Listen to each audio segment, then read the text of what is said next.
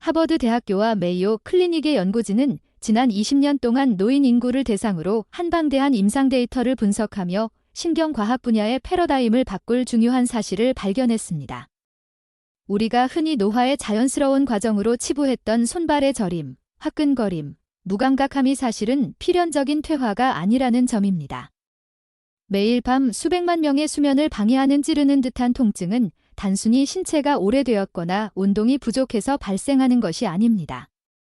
국립보건원 NIH의 충격적인 보고서에 따르면 말초신경병증 사례의 70% 이상이 특정 비타민 결핍과 직접적인 연관이 있습니다. 이는 우리 신경계가 스스로를 수리하고 유지하기 위해 매일 필요로 하는 핵심 영양소가 고갈되었음을 의미합니다. 하지만 여기서 역설적인 상황이 발생합니다. 많은 환자가 의사의 처방대로 약을 복용하고 엄격하게 식단을 관리하며 정기검진을 충실히 받음에도 불구하고 신경은 점점 더 약해진다는 점입니다. 통증은 여전하고 마비 증상은 나아질 기미를 보이지 않습니다.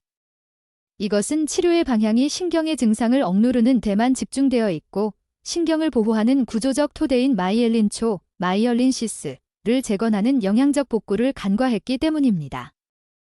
오늘 우리는 현대의학이 놓치고 있는 신경회복의 5가지 핵심 열쇠를 심도 있게 파헤쳐 보겠습니다. 비타민 D3는 흔히 뼈 건강을 위한 영양소로만 알려져 있습니다. 하지만 최신 신경학 연구는 D3가 신경계의 무결성을 유지하는 데 얼마나 결정적인 역할을 하는지 증명하고 있습니다. 하버드 대학의 연구에 따르면 비타민 D3 수치가 낮은 노인은 적정 수치를 유지하는 대조군에 비해 신경통 발생률이 26%나 더 높았습니다. 이는 D3가 단순한 영양소가 아니라 신경계의 게이트키퍼 역할을 수행한다는 것을 시사합니다. 우리 신경을 전선에 비유한다면 마이엘린초는 그 전선을 감싸고 있는 고무 절연체와 같습니다. 이 절연체가 마모되면 전기 신호가 누출되어 통증, 경련, 마비가 발생합니다. 비타민 D3는 마이엘린을 생성하는 세포의 활동을 촉진하고 신경 주변의 염증 반응을 강력하게 억제합니다. 즉, D3는 신경이라는 복잡한 전기 회로가 원활하게 작동하도록 끊임없이 전선을 보수하는 숙련된 전기 수리공과 같습니다. 60세 이상의 성인 중 약 80%가 비타민 D3 결핍을 겪고 있습니다. 노화로 인해 피부의 D3 합성 능력이 30대 대비 4분의 1 수준으로 떨어지기 때문입니다. 또한 위산 저해제, PPI와 같은 약물 복용은 흡수율을 더욱 저하시킵니다.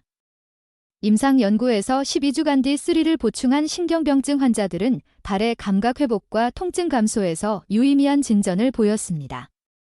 신경 재생을 원한다면 혈액 검사를 통해 자신의 D3 수치를 최적화하는 것이 최우선 과제입니다.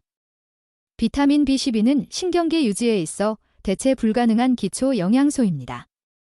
B12가 부족해지면 신경의 절연막인 마이엘린이 서서히 얇아지기 시작합니다. 이 과정은 매우 조용히 진행되기에 환자가 발바닥의 화끈거림이나 아침에 일어날 때의 균형 감각 상실을 느낄 때쯤이면 이미 상당 부분 진행된 상태일 수 있습니다. B12 결핍의 주된 원인은 식단보다는 흡수 기전의 문제입니다. B12를 흡수하려면 위산과 내인성 인자라는 단백질이 필수적인데 60세 이후에는 위산 분비가 줄어들어 음식을 통한 흡수가 어려워집니다. 특히 당뇨병 치료제인 메트포르민을 장기 복용하는 경우 B12 흡수 경로가 차단되어 신경병증 증상이 더욱 악화되는 경우가 빈번합니다. 통계적으로 메트포르민 복용자의 최대 30%가 심각한 B12 결핍을 겪고 있습니다. 시중에 저렴한 사이아노코발라민 대신 메틸코발라민과 같은 활성형 B12를 선택해야 합니다.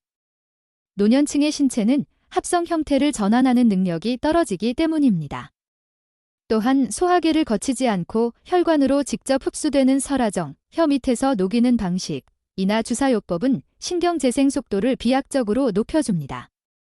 B12 수치를 정상화하는 것만으로도 수년간 지속된 마비와 통증에서 벗어날 수 있습니다. 당뇨 환자나 혈당 변동이 심한 사람들은 발이 타는 듯한 통증을 자주 호소합니다.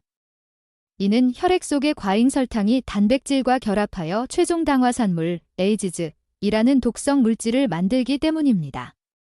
이 물질은 혈관을 딱딱하게 만들고 신경세포 구조를 파괴합니다. 비타민 B1은 자연이 설계한 가장 강력한 에이즈 차단제입니다.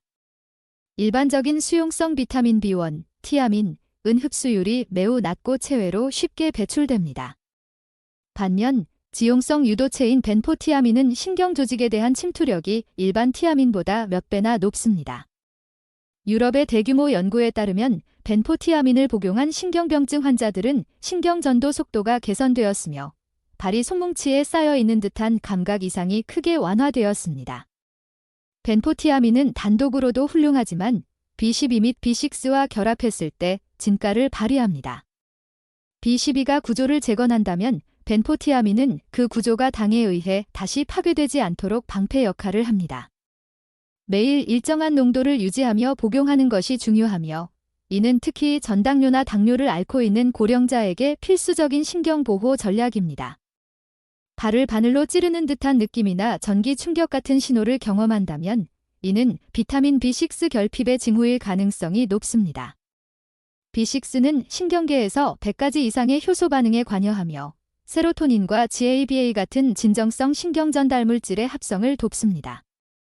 B6가 부족하면 신경세포가 사소한 자극에도 과하게 반응하여 가벼운 접촉조차 날카로운 통증으로 인식하게 됩니다.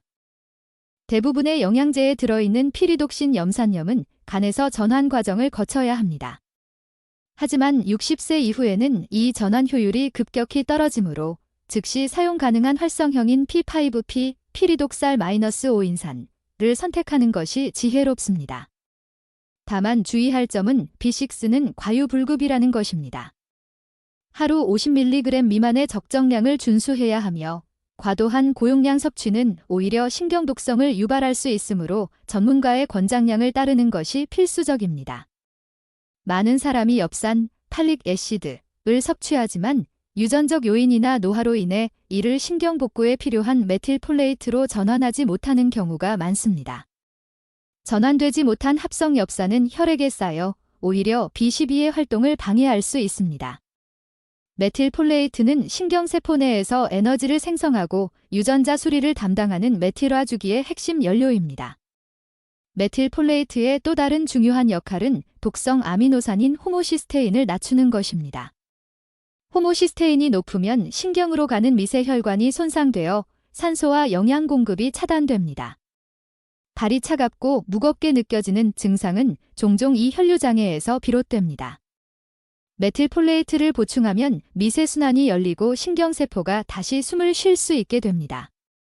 지금까지 살펴본 5가지 비타민 D3, B12, 벤포티아민, P5P, 메틸폴레이트는 각각 독립적인 영양소가 아니라 하나의 오케스트라처럼 협력하여 신경을 복구합니다. 하나라도 부족하면 전체적인 재생 프로세스는 멈추게 됩니다. 신경병증은 피할 수 없는 노화의 낙인이 아닙니다. 그것은 당신의 신경계가 생존과 수리를 위해 절실히 필요로 하는 자원을 보내달라는 구조 신호입니다. 과학적으로 입증된 이 영양소들을 올바른 형태로 꾸준히 공급한다면 신경은 다시 살아날 수 있습니다. 통증 없는 밤, 안정적인 걸음걸이, 그리고 활기찬 일상은 결코 멀리 있지 않습니다. 이 정보가 여러분의 건강한 삶을 향한 여정의 이정표가 되기를 바랍니다. 다음 영상에서는 신경재생을 돕는 또 다른 핵심 요소인 다리 혈류 극대화법에 대해 상세히 다루겠습니다. 건강한 내일을 위해 오늘부터 당신의 신경을 보살펴 주십시오.